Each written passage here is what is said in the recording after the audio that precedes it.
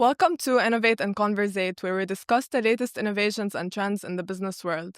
I'm your host, Jana, and joining me today is Dr. Hady Safa, CEO of Standards and an expert in talent management and organizational development. Welcome to the podcast, Dr. Hady. Thank you. Thank you. So, if you want to start with talent management, what are some of the biggest challenges that companies today face in hiring and keeping great talent? It's a multiple dimensions actually. In today's world, there's a generation gap in skills and in attitude as well. This is the main challenge today when acquiring talents and then when retaining them. Um, Generation Z in general is a different breed, if we want to put it this way. They think differently, they act differently, they have different interests in the job itself. Unlike the old generations X and Y, where keeping and maintaining a job was, the first level of Maslow's pyramid. And no, for Generation Z, it's not like that at all. They think more of how to put it. I want to work at a place with a cause. I want to work with at a place that I feel I'm being a partner at. I want to grow very fast, and I want things yesterday. I think the options that they have today is driving, or is the main reason for that. This is one challenge. Of course, the second challenge is what happened since 2020 until now, which is, well, after COVID and during COVID and after COVID, the hybrid model of working, remote working, also opened a lot of horizons to the word job itself. Before that, a job was usually a 9 to 5, an 8 to 5 job. You had an office to go to. There's a workplace. We do some meetings online, but that's it. Today, mostly, 60% of the jobs in the world are being done remotely, which is also a challenge of, well, productivity. Let's face it, how productive can you get at home? This is a challenge for each and every business owner. Okay. How much productive is any person working remotely? Are they giving 100% of their time, of their effort? No, I don't think so. Yeah. We didn't reach there yet. So this is also another challenge, yes. So you've mentioned that now hybrid or remote working is becoming the new normal, right? But how can companies keep their employees motivated and engaged so that they could reach this 100 level that you were talking about? See, this is mainly the challenge. Well, um, putting employees or a group of people in a workplace and calling them a team and working with them accordingly um is now gone. And now you have to face working with a team who are working remotely from 5, 6 countries at one place or for one project. So all the dynamics of that team changed. Before that, there was 5 stages of team dynamics or team building, from forming to adjourning.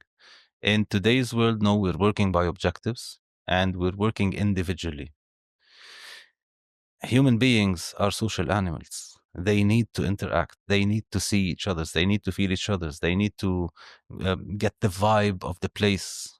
And this thing is not yet being fulfilled in remote working. This is why I'm telling you productivity is not yet leveraged or even optimized.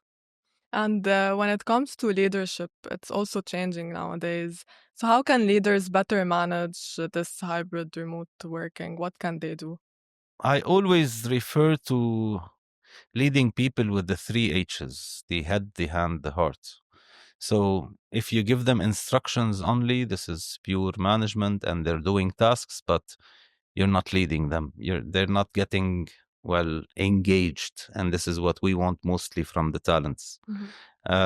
We need to also lead with emotions. And here we focus a lot on emotional intelligence because, again, for Generation Z, they have different options of communication, unlike the old generations. I would be sitting in the living room and my son would be texting me from his room, and I was like, okay, come and talk to me. Yeah. They prefer actually this type of communication. They were born and raised on that type of communication. They like to text more than talking. Later on, what would happen at the workplace? We would be just communicating by Emails. texts, Yeah. emails, which is 7% of the message. 93% of the message is your tone of voice and body language. Just this is missing now, and we're only communicating by text. So problems arise, conflicts arise, and you have now a bunch of individuals working individually on a group objective, but not a team. So, how can companies better improve this communication within the remote teams? Well, obviously, training is a must. And we have a lot of competencies to work on, behavioral competencies at the workplace. Technically, of course, a young age now is better with all the technology, with all the tools that they have. They're learning very fast. But when it comes to behavioral competencies, this is where we need to focus. We're finding a lot in the current talent pool. We're finding a lot of talent management issues, of communication skills, of decision making and problem solving, of creative thinking and critical thinking as well.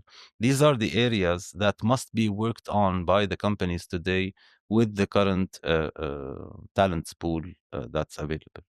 And if you want to talk about AI now, it's the new trend. Yeah, How is it actually impacting personal and professional development? a lot. I always give this analogy of the old days when the calculator was introduced. Some people adopted the technology and they started using it. Some others resisted. I was from the generation that was still forced to actually memorize the multiplication table. But later on, we count on the calculator and we did not lose the ability to think critically or analytically. Same things apply today to the artificial intelligence. To us at standards, well, artificial intelligence at least saved 80% of our time, Mm-hmm. at least saved 40% of our workforce. That doesn't mean that people lost jobs. Well, people reformed their jobs in a way that they can drive artificial intelligence to the benefit of the company and to their own benefit. So the quest here is not to resist artificial intelligence, but rather learn how to use it for the benefit of the company and the benefit of the individual. We can use it a lot by learning. We can use it a lot by developing materials and developing courses.